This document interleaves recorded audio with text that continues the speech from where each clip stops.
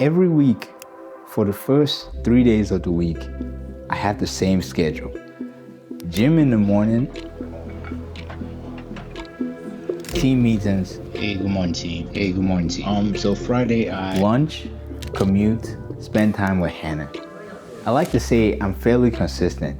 There's certainly days when I slack off, but for the most part, that's the schedule. Gym, work, quiet time, sleep, and then repeat the whole thing. Now, I've watched a few consistency videos online, so I can almost guarantee that in these first 20 seconds, you started critiquing your own schedule and comparing yourself to this my highlight reel. And you're probably here for some kind of high-level system or daily practice to help you be more consistent. Yes, I do have that. I have 3 habits to do just that.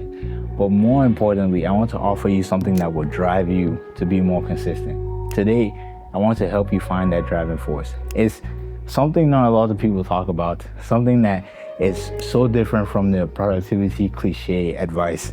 And it's a perspective shift that's so potent that you can't help but be consistent. All right, let's get to it. Oh, gosh. That's too many reps.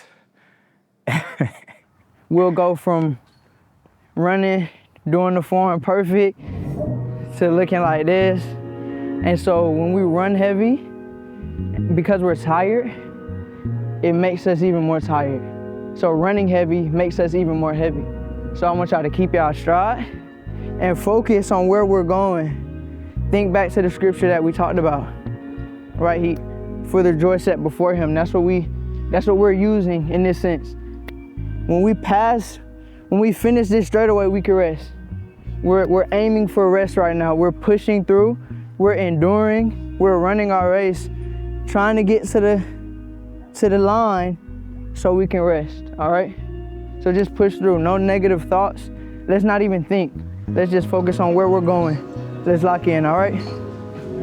I'll just tell you up front, my keys to consistency are close proximity, minimum friction, and tracking progress. Again, this is not a comprehensive list. It's just things that I've noticed over my many lived experiences.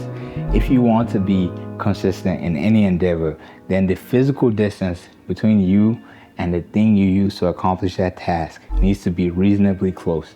And even more important, the level of friction between when you start thinking about doing that task and the actual execution of the task needs to be reasonably low. So that's close proximity and low friction. And these sound very technical, but they apply to even simple tasks like doing laundry or making breakfast. And it'll make more sense with an example. Let's say I wanted to learn how to play the piano, which I'm actually trying to do. If every practice session required me to drive to my instructor's house, I'd be less likely to practice compared to somebody with a piano in their living room. In that case, the close proximity equals a higher likelihood of practicing. I say likelihood because there's still the possibility that you can be lazy. But even with a piano nearby, if every time I wanted to practice, I had to clear my office space, pull the piano out of storage, plug everything up, and then finally start playing, I'd be less likely to practice than someone with a more ready-to-go setup. In that case, the level of friction between thinking about practicing and actually practicing directly affects my level of consistency. Now, that's just one example, but it applies to almost every case. Choosing a gym close to your house means you can go to the gym more frequently. Or with cooking, having all your core ingredients for your most frequent recipes means you don't have to plan a grocery run every time you want to cook dinner. Or carrying a water bottle around means you can drink your gallon a day every day. All these examples have the same 2 things in common: proximity to the tools for the task and as little friction as possible between conception and execution.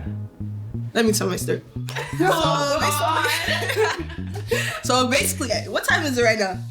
It's 8:39. I got up at 5:30, bro. Wow. I went through the quick trip way. Yeah.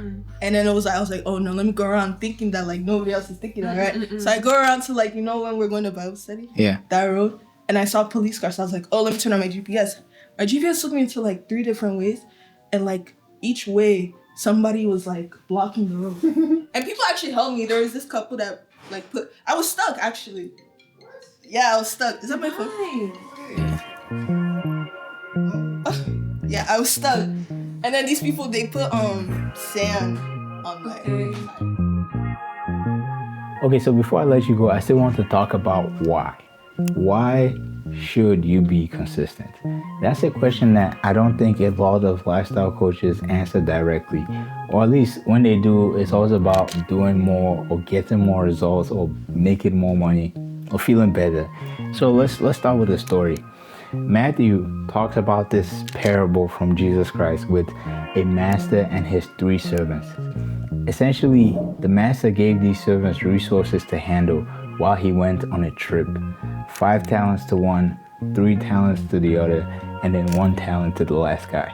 The expectation was that these workers would go out and make good use of those talents, investing, sharing, and increasing returns.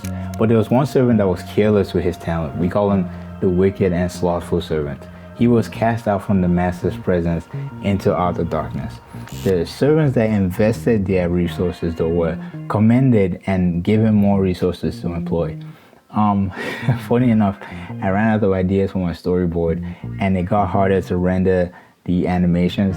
So I found this very accurate representation of the rest of the story from Disney. I'm proud of you, son. Oh, Bobby.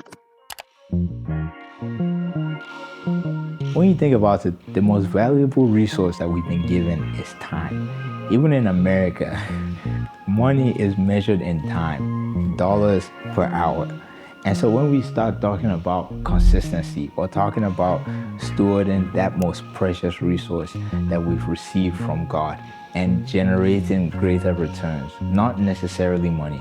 That can be anything from taking care of your home, writing quality code for your boss, taking care of your body so that you can enjoy time with family and friends. Anything done with this mindset of taking care of the resources we have received. If you can understand that God has given you this unique existence, it never happened before and it will never happen again. And He's giving you a particular set of skills, interests, and responsibilities. All the things that God gives. 1 Corinthians 4, Paul says, what do you have that you've not received? If you can understand this, then you get this immense sense of excitement and future prospects.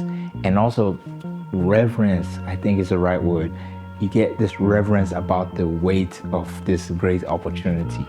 Suddenly, washing the dishes and keeping a clean home, working out or working on your projects feels like a privilege and a duty. It's never a right. And you start to see how consistency isn't even optional. It's expected. But here's the guardrail. We are not expected to be consistently productive. We're just expected to be consistently diligent. I call this showing up. The difference is that on the productivity side, you're expected to produce results consistently. And that means you have a clean room at all times. You get a great burn from every gym session. Essentially, you're measuring your consistency by the effectiveness or the results. As for diligence, you don't really expect, the goal is not to have results accompany your efforts, but rather you lay up your efforts and trust that whatever the outcome is from a time well spent. So we're expected to be consistent. And by that, I mean consistently diligent.